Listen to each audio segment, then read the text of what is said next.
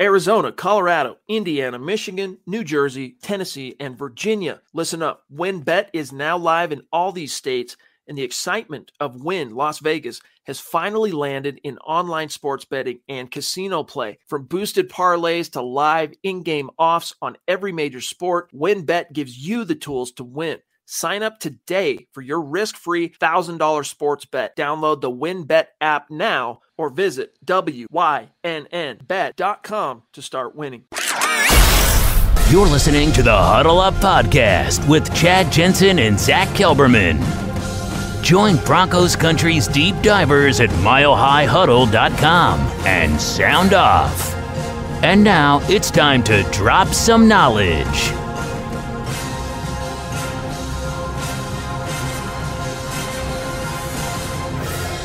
So welcome in, everybody. It is the Huddle Up Podcast, presented as always by Mile High Huddle, powered by Blue Wire Podcast, and I'm your host, Chad Jensen. With me, my fellow football priest. You know him, you love him, Zack Kelberman. Zack, we had heard whispers.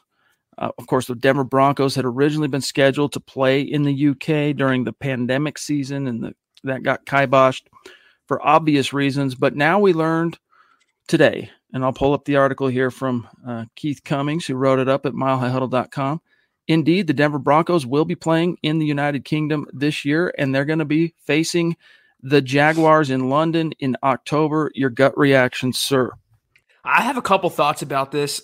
Personally, whether the Broncos play in the U.S. or the U.K. doesn't matter to me, but I am happy for Broncos country overseas across the pond. They get to see the Broncos up close. Such a rare occasion they'll be able to take advantage of, so I'm certainly happy for that sect of the fan base. I like the fact the Broncos, more than likely, because of NFL scheduling, will get a bye week after this particular game, which means it'll fall around week 9, which I think is a good time to have a bye week for the Broncos. It worked out well that way. Storyline-wise, it's first-time head coach versus retread head coach, a guy a lot of Broncos fans wanted in Doug Peterson. And the Broncos have, obviously, Nathaniel Hackett. I think the Broncos will come out on top in this game. But more so, again, it's nice the Broncos are being back in the public eye a little more. And for the international fans, big treat for them. So I am happy in that regard. Thanks to Russell Wilson, man. The Broncos are a pretty consistent national story nowadays. But I thought it was cool for Keith here to bring up the last time the Broncos did play in the UK 12 years ago, a San Francisco 49ers loss, which I can remember, of course, Josh McDaniels. That was when he got busted authorizing illegal videotaping of his opponent's practice sessions. And when Pat Bowlen caught wind of this, 86'd him. But I remember Delaney Walker going off in this game. A lot of Broncos fans probably can remember this as well. Alex Smith getting the dub.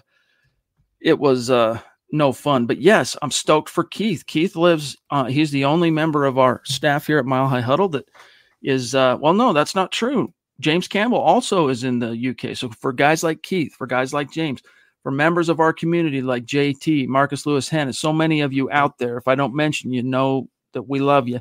We're just overjoyed that you're going to get to see your team in the flesh, rooting them on in what's going to be a meaningful game. This isn't like 2010. By the time the Broncos went over there and played, man, it was about pride. It wasn't about trying to keep a season alive. Tanner, dude, thank you for that generous super chat, my dog. Very, very generous. Thank you, buddy. What's up? He says, I can't catch a live tonight because of work. Just wanted to show some love. Hashtag let's ride. State of being. Broncos for life. Much love and respect, Tanner. Thank you, buddy. Thank you, Tanner, and thank you to Michael. Wow. Throwing down. Amazing. Thank you. Like a boss. Dude, thank you, buddy. He says, I am excited, Michael Ronquillo, that the Broncos are playing in London. Let's ride and go Broncos. Yes, indeed. Yes, indeed. It's a new era, Zack, in the Mile High City. Things are moving, baby. It's going to be an early game, though, for those of us in the States. 9:30 Eastern, 7:30 Mountain Time, but I'm all for it. I'm excited to watch that game. And the first of many primetime games for the Broncos. I think we'll have about 5 this year when the schedule comes out in a few weeks. Yes, indeed. Guys, we are stoked because tonight we get to speak with one of our great superstar/supporters, Andrew Baker. We're going to be chatting with him. We're going to be picking his brain on some of the key issues, including this draft class and what comes next for the Denver Broncos. We're going to be getting into your comments, your questions. There are a few other pieces of news that we got to get to that happened at Broncos HQ today. We've been waiting for this for a long time. We were we got the chance to actually meet Andrew Baker in the flesh. It was really cool during our week 3 meet and greet last year. We look forward to hosting a couple of those when the football season rolls around again and getting to meet as many of you as possible. But without further ado, let's bring him on. Andrew Baker, man, a myth, a legend, a father. We just recently got an update from Andrew on Axel. And yes, if you were wondering, well, I was about to tell him what your boy's middle name is, but I thought, wait a minute, he might not want that to be public knowledge. Either way, Andrew Baker in the house. What's good, bro? Thanks for making time for us. How are you? What's good, Broncos country? Thanks for having me, Chad and Zach. I'm glad to be here. Yeah, dude, we are super excited. And again, we've been looking forward to this. And as much as we want to get your thoughts on a couple of the current events, I mean, we're trying to pull Broncos country and keep our finger on the pulse as far as how you're feeling about this 2022 draft class. But before we get to that, we want to nerd out a little bit. We want to, put our fan hats on and really just have some fun. And first things first, I'm not going to say where you're at. That's up to you if you want to, but you're one of the great members of our community that exemplifies the hashtag state of being. Broncos country is not a geographic location. It's a state of being. So being that you're not in the Mecca, we'll say, how did you become such a passionate, knowledgeable Broncos fan? Well, first of all, I grew up north of Cincinnati where everybody was pretty much Bengals fans, and I could not stand who they think gonna beat them Bengals. I was always like, what do you mean, everybody? My mom and dad, my older brother, they were big Cowboys fans, and I just kind of, figured I was going to go out there and find a team of my own. About the mid-'90s, came across right around the time when they changed the logo and the color scheme. John Elway, Rod Smith, Terrell Davis, Shannon Sharp, Steve Atwater, and it was right before they won back-to-back Super Bowls. And at that point, I knew I picked the right team. Andrew, I promise I'm not paying Malcolm to say this, but he says Andrew has a cool T-shirt. Show that off for the audience, Andrew, if you would. Those are the football priests right there on your chest. Place Huddle Up Pod. I don't know if you guys know it. That's right. Andrew, you probably know what's coming next. I want to know, in all your years of being part of Broncos country, what's your happiest memory you draw on and your least favorite memory that you want to forget? Well, I'm going to start off with the worst, and I don't think it's ever happened in NFL history or the context that it did, and that's the Saints game where we didn't have a quarterback. I mean, had a Hall of Famer in that game looking back on it. Kudos to Kendall Hinton, but watching those snaps where it was just Philip Lindsay in the backfield, dropping back and just taking off with it, it was like, man, what are we doing? I was in Chicago with my father-in-law watching that game, and he was like, why are you even watching this? It was like a train wreck. I couldn't look away. My favorite memory has got to be last year, the home opener against the Jets. It was, the meet and greet. They had a blowout, which even against a bad team is, hard. Yeah, they were rare. Walking into the stadium for the first time after a lifelong fandom, I was like, man, I had to let it breathe, take whatever oxygen that was left in that stadium. Little Axel, he was 3 years old, shouting, doing the incomplete, and that's got to be one of my best memories for me personally. That's awesome. That's awesome. We appreciate it too. That's got to be the one shining moment. I'll just try and remember Teddy, the Jets game. When someone says Teddy, I'm going to think week 3, the Jets. Andrew, okay, so this is good. You came into Broncos country at the perfect time, really, right before they end up going on and becoming a true juggernaut and finally validating for all the long-suffering fans, who had waited through an 0-4 Super Bowl, record, whatever, for better part of a couple, 2-3 decades by this point. Talking the 0-4 part, the first Super Bowl being 78. But either way, you jumped into the perfect time to see some of the classic legacy guys, Elway, as you mentioned, all those guys. So if we're talking legacy and if we're talking all-time Mount Rushmore Broncos, 4 guys, who would they be for Andrew Baker, your Denver Broncos Mount Rushmore? Right on. Well, before I get into that, I had a little story to tie on with coming into that right time. Right before they won the back-to-back Super Bowls, I had a little foam football given to me by a family friend that was signed by Terrell Davis. And it was kind of like the Babe Ruth sandlot ball. Me and my buddies, we played with it. We tore it up. We drug it through the mud. I think my dog ended up chewing it up, so I'll never live that down. But with the Mount Rushmore, you can't have any Broncos Rushmore complete without John Elway. My dude Shannon Sharp, and modern Broncos times, it's got to be Peyton Manning, Von Miller. Wham bam, thank you, man. Andrew, I want to bring it back to current times. I wanted to ask your grade about the offseason, but I want to kick it to more of a specific tone. Take away Russell Wilson, and you have the distinction, Andrew, of being the first guest after the draft. So we get to ask you more questions relating to the Broncos' moves this offseason. What has been your favorite non-Russell Wilson move Peyton has made as Broncos GM this offseason? Well, that's kind of hard. I mean, I really like Randy Gregory and his explosiveness, but with the injury concerns and then thinking about Chubb and his deal. But I'm going to have to stick with him. I think he's going to be healthy. I think the off-field concerns are behind him, and I think he's going to be a really explosive player. What about Nick Bonito? Were you stoked on the Denver Broncos not only taking an edge rusher? I mean, we talked about on this show, in a perfect world, we'd like for them to come away with an edge or a tackle in the second round, which was, of course, this year Denver's first pick in the draft, not counting Russell Wilson, of course. Your thoughts on the Nick Bonito pick, how you felt about it when it was made, Andrew, and how you're feeling about it now? Well, my first question is, when are we going to try to develop a tackle, that right tackle position? Thank you. The draft is hard, especially when your first pick is at 64. I know Peyton was looking at moving up. I know he probably tried to move down. There was no doings going on there, so he did what he felt was right, I guess. But it was kind of funny because I was in the chats Friday, and I asked pretty early in the stream, which was like a 6-hour stream, basically, who would y'all be upset with if we took, last 64? And everybody was in consensus. Nick Bonito. Nobody wanted Nick Bonito, and they kept talking about it, and I think it kind of got willed into existence, and maybe that's my fault. I shouldn't have asked him that question. But I think he's a good pass rusher. He's got to get them legs going up, and we'll see how they do and what the players are looking like and what the coaches can do with them. You scored a lot of points in my book by talking about the tackle. I don't know why the Broncos are allergic to drafting a premium tackle and developing them, but that's neither here nor there right now. Andrew, on Monday's pod, we talked about our grade for the draft class. I agree with Nick. He said C+. I think Chad said B-. What would you give the Broncos draft class, grade-wise? It's so hard to truly grade a draft right away. You got to wait about 2-3 years. If I got to do it right now, it's going to be a B-. I can't give Peyton a C for everything he's done so far. Right. Fair.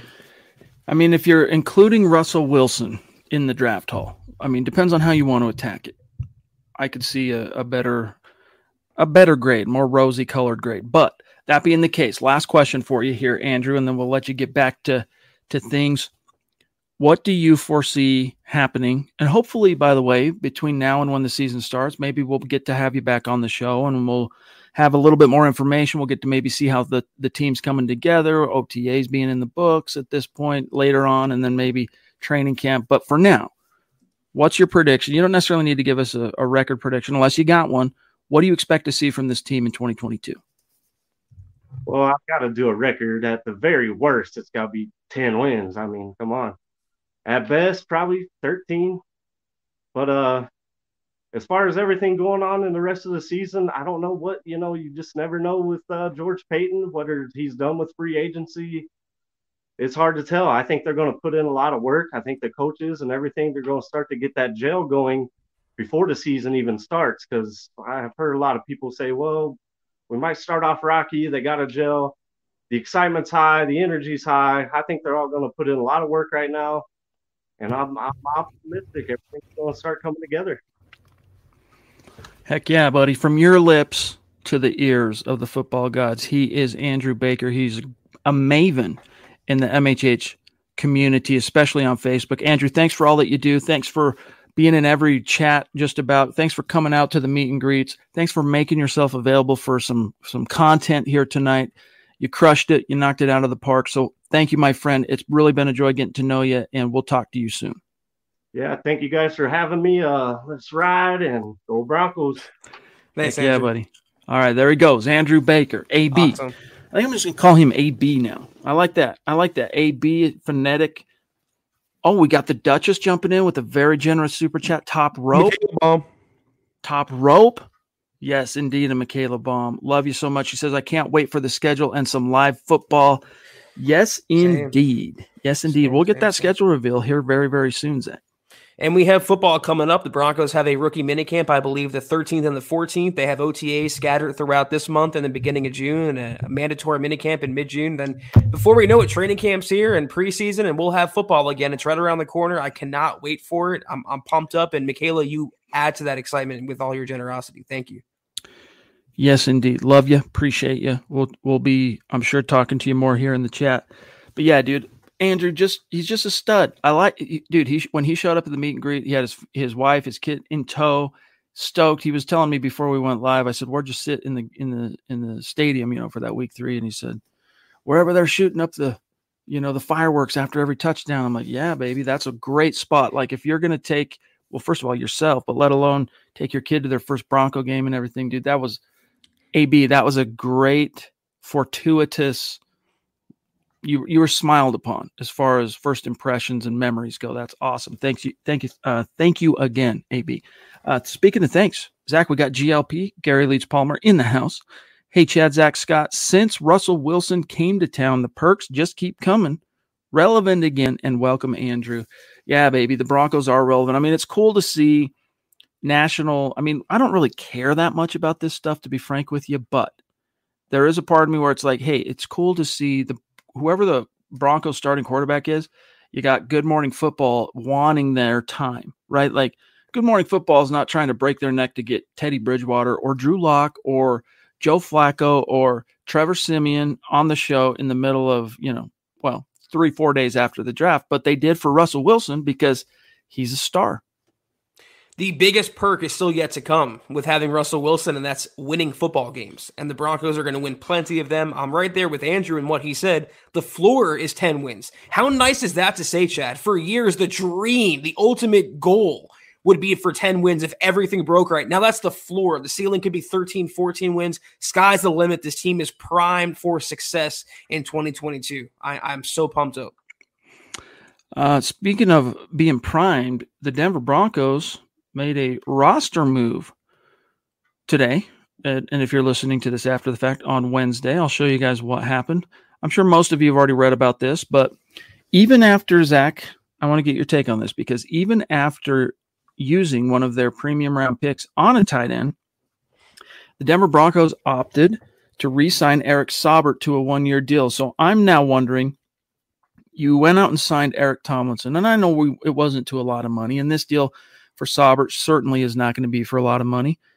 But why did you need both Eric Saubert and Eric Tomlinson? Like, if you were going to bring Eric Saubert back, Zach, I would have said, just bring Eric Saubert back. You don't need to spend any money on Tomlinson because Saubert is a more than competent blocker. And don't forget they re-signed Andrew Beck as well, who's a fullback / tight end. I mean, how many blocking tight ends do you need? My first thought when I saw this news come out, okay, more right tackle depth then, because the Broncos won't draft one, they won't develop one. They have Billy Turner starting right there, some of all their parts.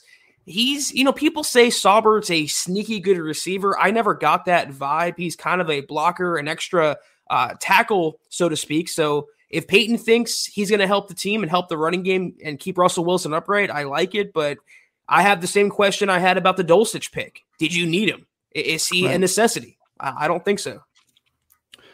Yeah, I mean, I liked Saubert when he was used. In fact, if you guys can think back to the preseason last year and he was getting some looks in the passing game, it was like, wait a minute, there might be a little something here as the tight end 3. This is kind of cool. And then cut to the regular season. I mean, we can look at the stats here. I think he had Nick wrote it out here. This was Nick Kendall's article. Let me find it. He finished 5 receptions, Zach, for 74 yards. That was in the preseason. And then in the regular season, where did he put it? I know he put it in here. I'm going to find it right here. 8 receptions, 47 yards, and a tutty. He did get that touchdown. So at least he got to score last year. Wow, that's super impressive. I mean, if we're relying on the tight end 3 now, talking about that, is he that important of a guy when you have 4 pretty good to great receivers, and you added a couple rookies that you're high on, Montrell Washington and Jalen Virgil. Do you need a tight end 3 who's a good receiver? I mean, for his blocking ability, sure, but any Broncos fan selling Saubert for his receiving ability, I think that's a bit of a stretch, if you ask me. But you know what? Hey, considering the low, if you consider his snap to touchdown ratio, I mean, dude, maybe this is the guy that ought to be catching passes from Russell Wilson. I jest here, but it was his first career touchdown. So props to Eric Saubert. And, you know, as Nick writes in the article, will he make the roster this year? I mean, last year it was a pretty wide open path to making it because you had Albert Okwuegbunam still recovering from his ACL. And then Noah Fant atop the depth chart. There was nobody else really. So he was virtually guaranteed a roster spot. This time you got, Fant's gone, but Albert O, Andrew Baker is going to be suiting up playing some tight end. Andrew Beck, and of course the free agent acquisition Tomlinson, and now the 3rd round pick Dulcich. So as cool as it is, I think, to see Saubert come back just for a little, you know, you're hedging a little bit, you're bolstering the depth.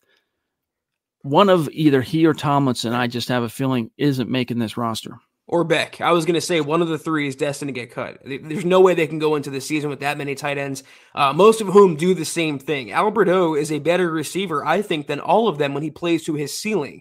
And I wish the Broncos would lean into him a little more. If I'm Albert O, I'm coming out of this last couple weeks thinking, wow, the Broncos really aren't that high on me.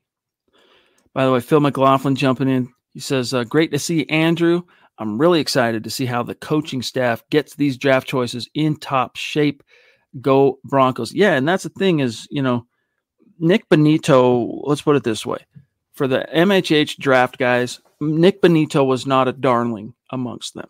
But, hey, if you look at how there was a clip going around that the Broncos put out, Zach, on Twitter, I'm sure you saw it, of when the pick had just, I think, been put in and they got a camera on George Payton and he goes, wow, Nick frickin' Bonito, you know, he used a naughty. They obviously think much higher of Nick Bonito than, you know, the draft Nick community. Although the longer we get away, Zach, from the draft days, the more I'm starting to see positive returns from different draft Nick and national media coming in and saying, no, don't sleep on Bonito. The same thing. And by the way, love you, Michaela. She says, put Saubert at right tackle. LMAO. Yes, indeed. But it's the same thing that Bonito was told on the phone by his new GM and his new defensive coordinator, and that is, get ready to get to work putting some meat on them bones. All right, we got to get you stronger. We got to get you bigger and stronger, because he's already, like Zach, I don't really worry whatsoever about, can Nick Bonito come in as a situational pass rusher and impact the game? I think he can. I think he easily steps onto the roster as a pass rusher and is the 3rd best guy without even having taken an NFL snap yet. That dude's twitched up, his bend, his ability to arc and turn that corner. I mean, he's got some tools and he's got some twitch, but the problem is, because you can't count on him as a run defender, you can only use him in situational football, which means it's a tell when he's on the field that you think they're going to pass and they can play against that, can run right at you. I mean, if Peyton Manning's on the field, he knows that scouting report on Nick Bonito. And if Nick Bonito's on the field, guess what? Audible, we're running right at this cat and see what happens. So he's got to get stronger. And once he does, and it won't happen overnight, it'll take him a good solid year minimum to really build up that NFL body. In the short term, Zach, he's going to be a situational assassin for this team. But the hope is he gets some of those LBs on his frame and can then start being better at holding up. He's got to learn the technique and all that stuff, because he wasn't asked to do those things at Oklahoma. We hope he's going to be an assassin. We don't know that yet. He has a lot to prove. He's in a lot of ways very raw. And to keep it hyper specific to the Broncos, best case for Bonito to me is Shaq Barrett. Worst case is Shane Ray.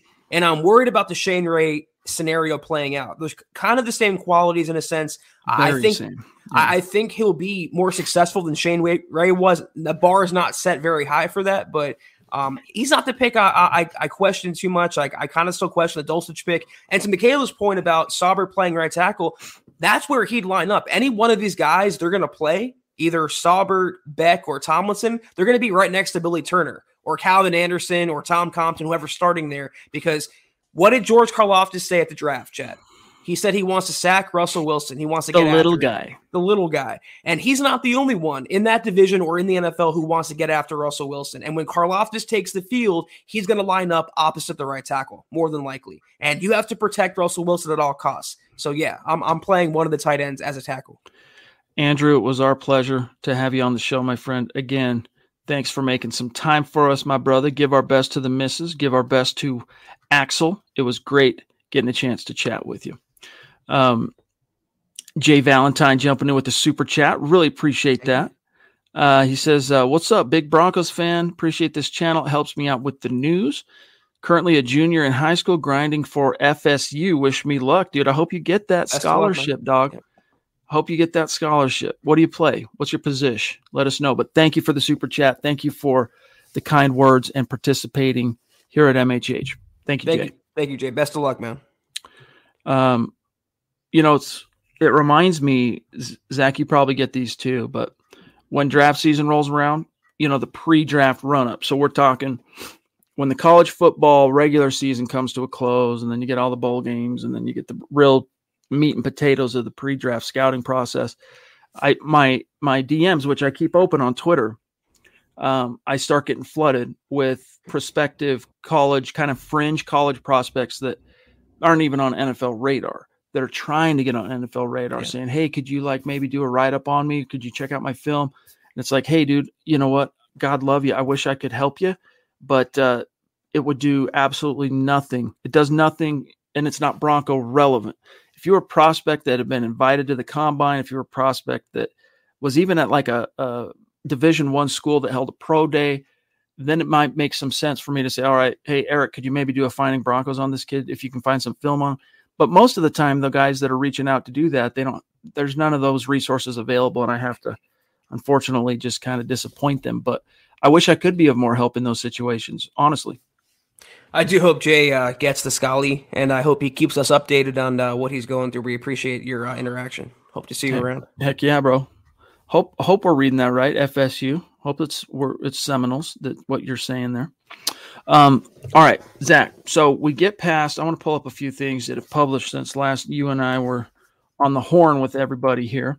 We covered the United Kingdom thing. We covered the signing of Eric Saubert. What the Sam Hill is this some believe business about Alan Lazard? Okay, now this is crushing it right now on traffic. It's just raking it in on Google and Facebook. Headline report. Some believe Packers wideout Alan Lazard intends to join the Broncos in 2023. So a year from now, Zach, you wrote it up for us, though.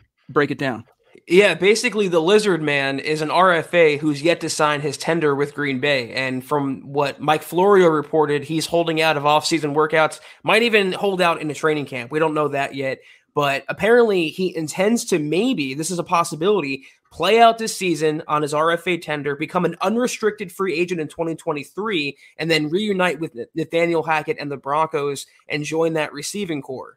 I don't know how feasible that is. As I write in the article, it sounds good on paper, but the Broncos, if there's one position they do not need to address, it's wide receiver. So unless they trade, let's say Jerry Jeudy, or unless Lazard accepts a really short-term, low guarantee offer and a lesser role, I don't see this materializing. I don't know where it came from exactly, whether Florio thinks just because he played for Hackett, he's a fit with the Broncos, another national media folk not really knowing what the Broncos situation is. But apparently Lazard's unhappy in Green Bay. I don't blame him necessarily. He's shown decent talent. He's 6'5" with 4.5 speed, I think, 4.55. But he's been buried under Devontae Adams, of course, Marquez Valdez-Scantling, Randall Cobb, now Christian Watson, and Sammy Watkins, who they signed. I don't blame him for wanting a fresh start. I don't think that start's going to come in Denver, though. I don't either. I mean, I got asked by a lot of people when we were at the draft in the media realm. And keep in mind, guys, this is where a lot of the rumors and the different things that you hear get turned into articles and stuff, not just at MHH, but across the fruited plain. They start when media people descend on one locale, whether it's the Senior Bowl, the Shrine Game, the frickin' Combine. the draft, and rumors start getting spread around a little bit because everyone's got their own different sources and whatnot. But Zach, I was asked on multiple occasions, no way the Broncos aren't going to try and trade either a Jerry Jeudy or a KJ Hamler, right? One of those guys getting traded. And it kind of, the first time it was asked to me, it took me by surprise a little bit because, and maybe it's one of those things where you're insulated in your own world. You're not really, it kind of takes an outsider's view to kind of make you recognize a situation for what it might be. But I was a little bit shocked. I was like, well, I have heard actually zero on that. KJ Hamler, if he wasn't injured, would have some, recovering from injury, I should say, would probably have some serious value out there. Jerry definitely has some value. I mean, not the same value he had as a draft pick coming in, but what are your thoughts on the idea of, is that even a viable possibility? The Broncos trading one of those two guys?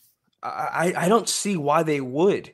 I mean, what would a team give up for KJ Hamler, who's been unproven in the NFL and extremely injury prone? Coming off that injury, he's on the ultimate prove it deal this season. Jerry Jeudy, for the most part, same situation, not injury prone, but unproductive, unproven as an NFL wide receiver. First round pick, but he's not Justin Jefferson yet. He's not CeeDee Lamb. He's fallen well behind the learning curve. A lot of that is the Broncos coaching. A lot of that is the Broncos quarterbacking. And a lot of that is Jerry Jeudy's own faults with pass catching and not holding on to footballs. So until these receivers are more bona fide, who else would take them on? Why would anyone else give up capital for an unpolished guy, especially someone like Jerry Jeudy, who's outwardly in the past calling out his quarterback on Twitter for his conditioning? Not a good look. Well, and I want to grab this, what K-Hop's saying here, but first, first of all, you've got an injured KJ Hamler. It affected the offense when KJ Hamler went down, even though he was still kind of earning his bones, so to speak. They had to have that extra body because Jerry Jeudy was hurt. So it's one of those things where it's like, hey, man, you might have a surplus at a given position.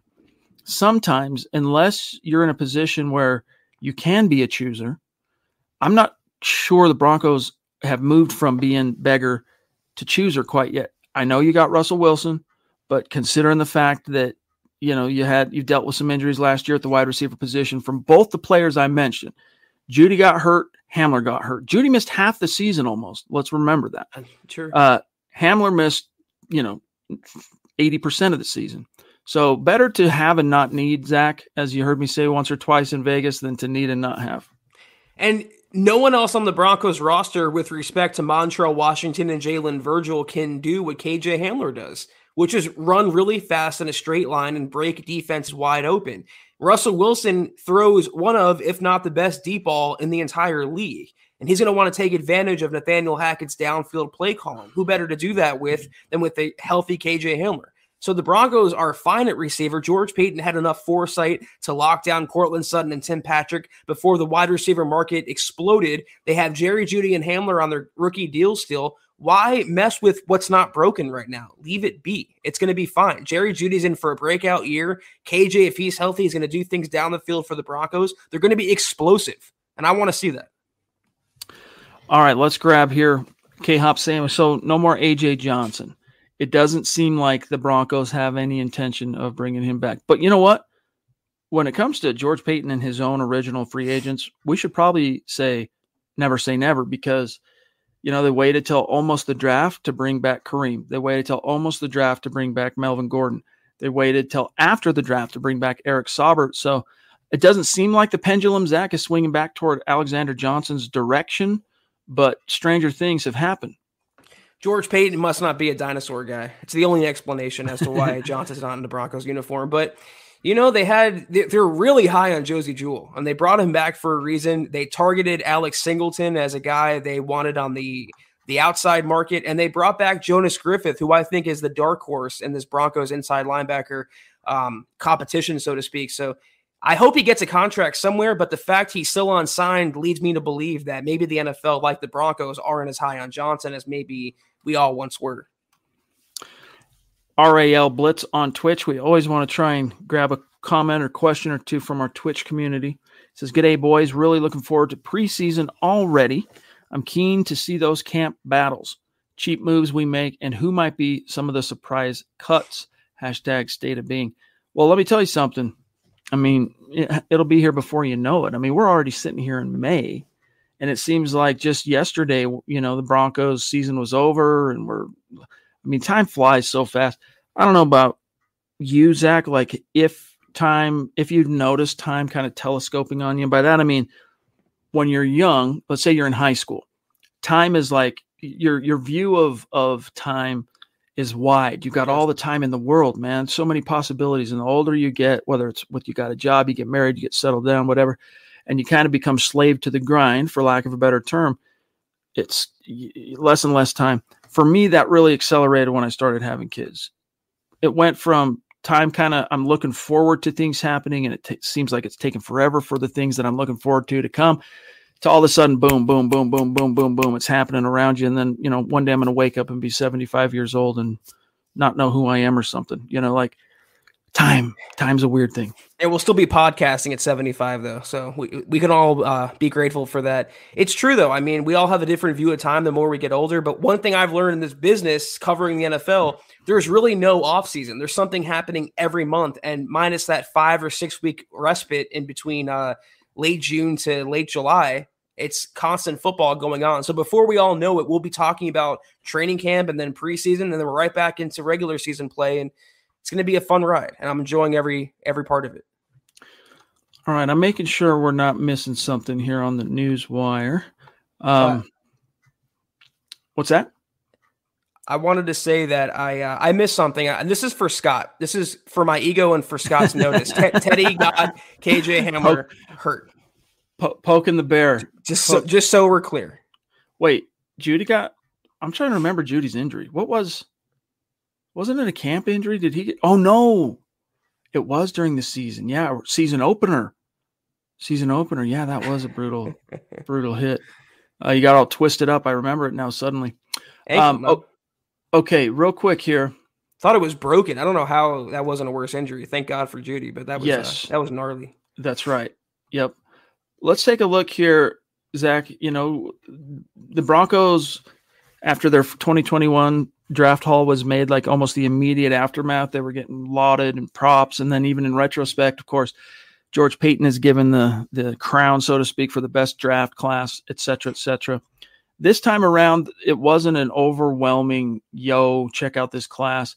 Scott does a pretty good job at helping you understand, I think, if you're listening to the morning shows, Broncos for Breakfast, that it's hard to make that kind of a splash when you're not picking for the first time until almost the third round. I mean, yeah, the Broncos did have a second-round pick 64, but it was literally the last pick before the third round.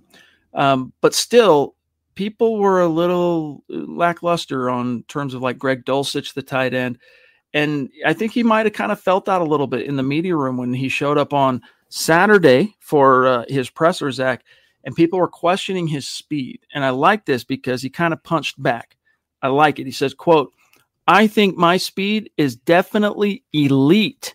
You watch the film and I'm getting great separation. So I'll disagree with you there. It's really just my background as a receiver that helps that a lot. And the fundamentals I learned from my tight end coach to get away from guys and create that separation was huge.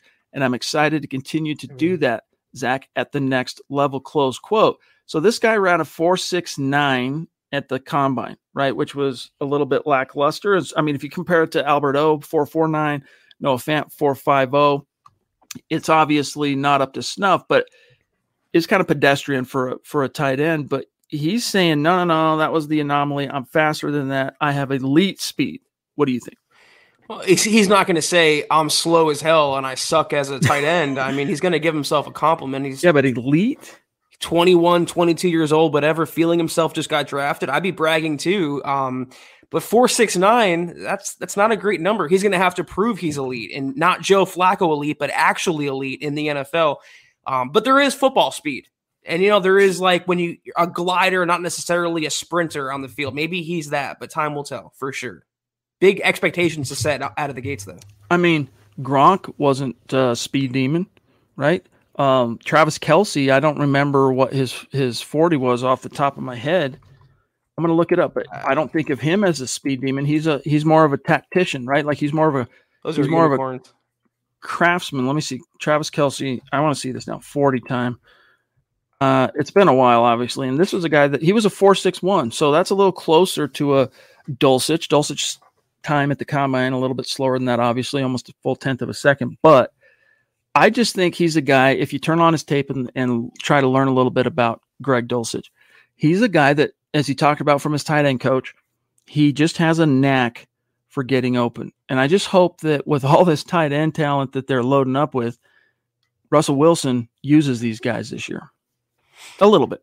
Yeah, I mean, I was called out for pointing out the fact at the draft that Russell Wilson historically hasn't leaned on his tight ends, and someone came back with stats, but they mentioned Jimmy Graham. And if you're expecting Jimmy Graham out of Greg Dulcich right away, or ever for that matter, then that's a bar he might not be able to leap over. I think that's unfair to put that on his shoulders. I hope he can help out the Broncos, but where does he fall on the totem pole? How do you satisfy everyone on offense and keep them all happy and productive? That's a big task for Hackett and Houghton.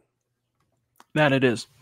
Gary Blah Blah wants to know up in Canada. Thank you for the super, my friend. What is Kenny Young, the former Broncos linebacker, current free agent?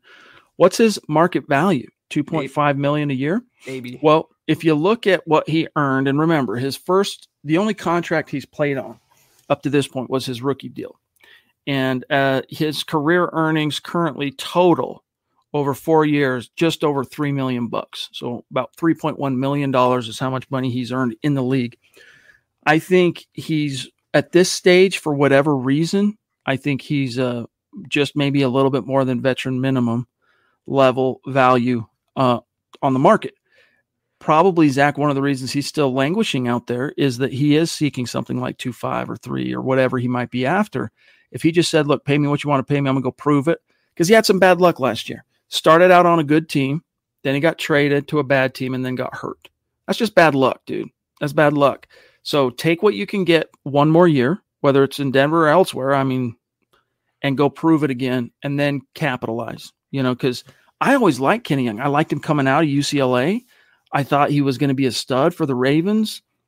He didn't quite land as maybe with as much authority during his time as a Ram, but got off to a hot start in Denver.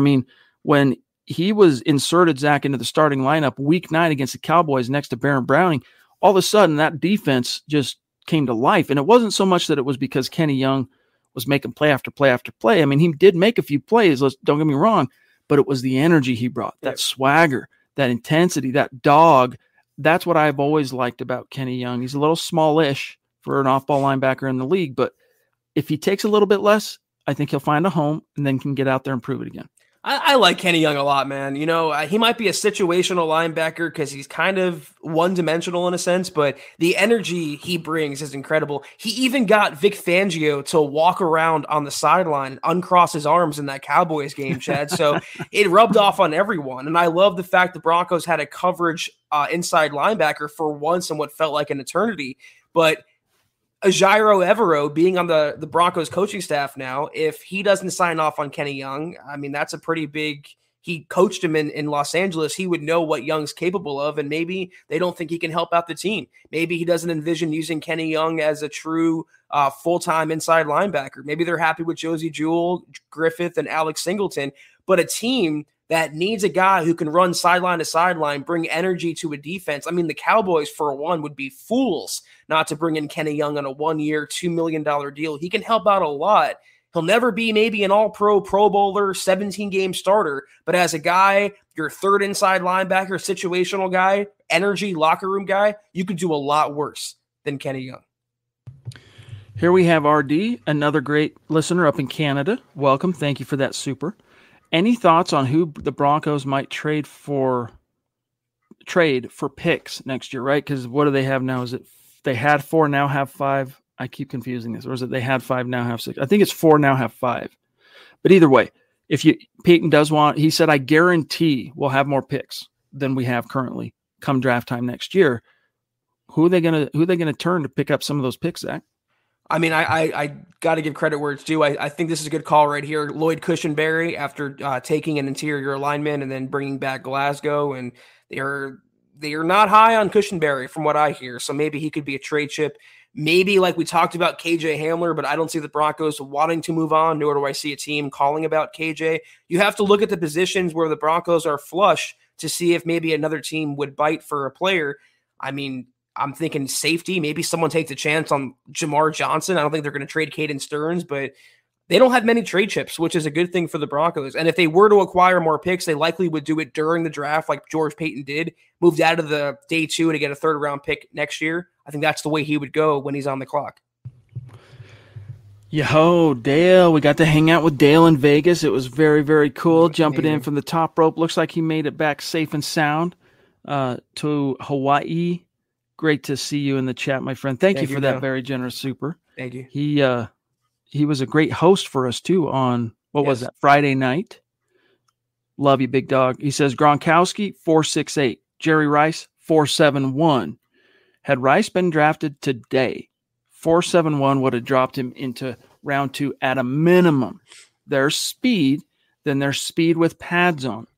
I like what I see on tape of Greg Dulcich. He passes the eye test. Yeah, I mean, it's how they use that body. Can you play football?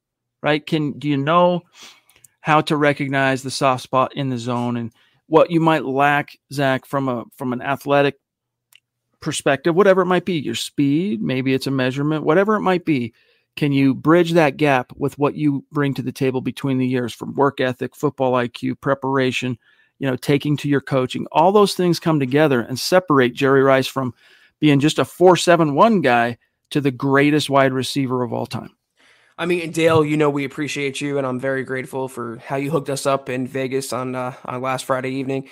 But we're talking about Rob Gronkowski and Jerry Rice here. I mean, those were 2 of the greatest players of all time. If we're hoping Greg Dulcich is going to be that out of the gates, then it might be unfair to put that upon his shoulders. If he can just be a capable contributor to the Broncos offense they can rely on and build around, I think that would be a successful rookie season for Dulcich. I want him to be elite. I want him to have elite speed. I want him to be everything he thinks he is, but he's going to have to prove that on the field, and he has big expectations ahead of him. Dale, love you, bro. Give our best to the missus, and glad to hear that you made it back safe and sound, big dog. Much love. Ovanna's jumping in finally on my lunch break to catch you guys live. Is that how you pronounce your name? I'm not sure, but thank you, buddy. Appreciate you. Welcome. Good to have you in the chat. It's a late lunch. But you know what? Back on what Dale was talking about with Dulcich, like Russell Wilson, we learned, was very involved in the Broncos making that pick. Like he signed off on it. I don't know exactly all the details on how that transpired. In the same way, for example, Zach, that we know how it kind of happened with Alberto and Drew Lock. Like Broncos had a chance at Alberto. They saw the way the board was falling. They could foresee that within the next few picks, Albert was probably going to be there. So John Elway picked up the phone and called Drew and got his take, some inside baseball insight on Alberto, made the pick. I don't know exactly, we know that's how it shook out with Alberto and Drew. I don't know how it shook out between Russ and Dulcich, but Russ wanted him here. Russ was an influence in him getting here. So if nothing else, I'll trust that for now. Yeah, I mean, for sure. George Payton has earned the benefit of the doubt. Same for Russell Wilson. Again, if he can help the Broncos win Dulcich and make the Broncos offense better, then I'll be a big supporter of his cause. We got so many Mount Rushmore heavy hitters throwing down tonight, from Andrew joining the show and then throwing down stars to Michaela to Dale, Michael. I mean, Tanner at the top of the show with just some top rope super chats. Thank you, guys. Michael, you're a prince, dude. Thank you, really Michael. Appreciate you, Thank big you. dog. He says, great show tonight on MHH. Let's ride and go Broncos. Love you, big dog. Really do appreciate that.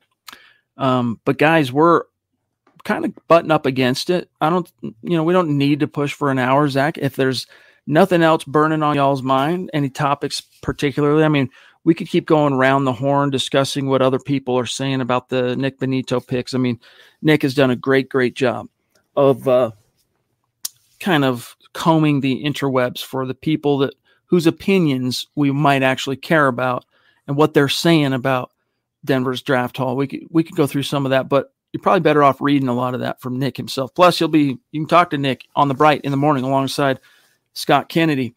Any burning questions, get them in here, guys, because we're about to dip on out. I see Zach. People talking about trading maybe Tim Patrick. I don't foresee that the Broncos doing that. The only thing better than having one Cortland Sutton is having two Cortland Suttons. And Timmy P is Cortland Sutton light. I'm a huge fan of his, and I think he's going to help out Russell Wilson being a reliable possession receiver and red zone threat. So I don't see him going anywhere. He's just so trusty. You know what I mean? Like, you can always count on Timmy P to get open, and even if he's not open, you truck it up to him. He's gonna catch it. He is a very good possession receiver. Here's the last thing I want to grab tonight, Zach, and then we'll dip. Nick had this article for us. This is NFL Network's kind of analytics darling, Cynthia Freeland, on her recurring segment on NFL.com, Game Theory. She used a model that projects Benito as one of the better value picks that was even made on all of day 2. Here's what she said. I want to get your take, and then we'll dip on out of here. Quote, Benito ranked 51st on my big board, and if the Broncos, took him 64, that's obviously good value. So Benito ranked 51st on my big board ahead of the 22 draft, but now that he's paired with Bradley Chubb and the Broncos defense, the forecasted production value is significantly higher than the league average I used to create my values. PFF gave Benito a 94.6 pass rush grade over the 2020 and 2021 seasons combined, the highest in the FBS. Aiden Hutchinson, for what it's worth, was second. Last season, the former Sooner was also PFF's highest-rated edge player in pass rush win rate and had the highest QB pressure percentage among Power 5 players. Computer vision shows that Benito's second contact win rate, these are metrics, all right, when a defender is stopped by an offensive lineman and then attacks again, was third best among all draft-eligible edge defenders last year, closed quote. Zach, your thoughts? I mean, I appreciate the PFF fart sniffing that's going on from Cynthia Freeland, but those stats don't do much for me. Is he going to get after the quarterback at the NFL level? Is he going to get sacks for the Denver Broncos? What will he do in orange and blue? That's what I care about. Some of these stats are overthinking it. They're very artificial, man-made, and I think unnecessary and obsolete to an extent. It's how well he gets after the passer, especially in year one, until he bulks up a little bit. Using PFF as a supporting cause is one thing, but using it as your main argument is quite another. It's nuts on the table time with Nick Benito. Here's the thing, though. I agree with you on what she had to say about his grade being number one relative to Aiden Hutchinson being number 2. But the other things are metrics. I mean, these are actual advanced analytic metrics. They're not statistics that the NFL uses by any stretch as far as what you can go look up and see how many sacks did a guy have, how many tackles for a loss. But they are advanced analytic metrics that are simply measured by did it happen or did it not. To me, it's encouraging. It makes me feel a lot better about Nick Benito as being more perhaps someday than just a situational assassin. Yo, it's Travis Weber, Zach, in the house. What's good, bro? We have missed you, big dog. He says, hope you guys had a blast in Vegas. Peyton hasn't done us wrong yet, and believe in the process. Go Broncos. Very nice tone toward the end of the podcast. Appreciate that, Big T. Trust the process, baby. It's more than just a Sixers tagline. It now applies to the Broncos. Trust Peyton, what he has to do, and I think he's leading the Broncos on the right path. And that benefit of the doubt was, for a 7-win team, I still think it was earned. The things that George Payton has done since arriving here and the messes he's cleaned up, I'm going to hold true to the whole Payton we trust thing. D-Dub jumping in again. Yo, dude. Thank you, Dale. Thank you. Wow, thank you, big dog. He says draft picks that Payton promised for next year.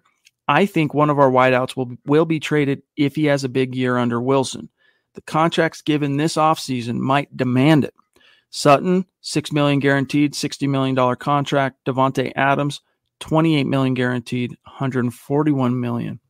That's a fair point. If you're looking at strengths where the Broncos could afford to dish a guy and relative to their consumption of the salary cap, that's probably their biggest strength as far as what would attract other teams right now, their wide receiver depth. Maybe I'm wrong, but I'm thinking the only way they trade a receiver is if Jerry Jeudy goes off, because he'll be eligible for a second contract, not playing on his rookie deal. If he has a breakout year, if he leads the Broncos in reception or touchdowns, makes a Pro Bowl, I can definitely see Jerry Jeudy not holding out necessarily, but demanding a new contract. I don't see Tim Patrick doing that. I don't see Cortland Sutton doing that. I do see Jerry Jeudy doing that.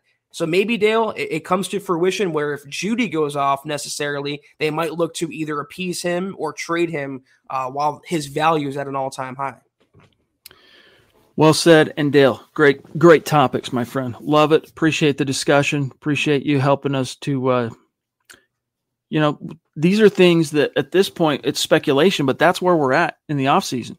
Yeah, we still have a draft class that we'll continue to talk about as we get deeper into the off season.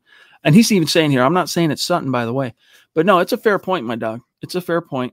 I don't see it happening today, but as you said, if Russell Wilson turns these guys who were unfortunately, even though they got paid last year, underachieving due to the quarterback play into stars, and all of a sudden you've got a smorgasbord of productive studs at wide receiver, one of those cats can become expendable, and you can use him to flip, unload some of those cap dollars and stockpile a draft pick. Well said. But Zach, we got a dip.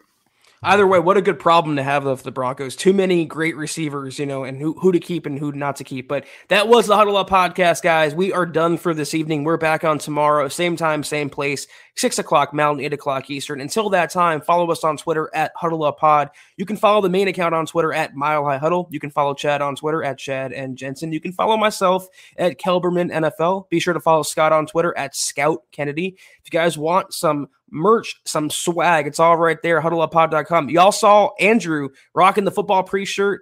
Be like Andrew. Go to huddleuppod.com and get yourself some merch, and facebook.com/milehighhuddlepod. Like that page, follow that page. Guys, if you haven't, please go to Apple Podcasts and leave your football priest a 5-star review for a chance to win some swag each and every single month. But if you can't do those things, please do these 3 things: subscribe, like, and share this video and every video you see on the MHH channel. It really helps us grow and reach more Broncos fans just like you. Yes, it does. And a shout out to these great supporters on Facebook, starting with the man who graced us with his presence, Andrew Baker, Gary Leach Palmer, Phil McLaughlin, and Travis Weber, plus our great Super Chat superstars like Michaela, D-Dub. We got Tanner. We got Jay Valentine, Gary Blah Blah, RD, and of course, last but not least, Michael Ronquillo. Much love and respect. As Zach said, we'll catch you tomorrow night. But don't forget, you also got Broncos for Breakfast on the Bright. So we'll see you tomorrow. Take care, and as always, guys, go Broncos. You've been listening to the Huddle Up Podcast. Join Broncos Country's deep divers at milehighhuddle.com to keep the conversation going.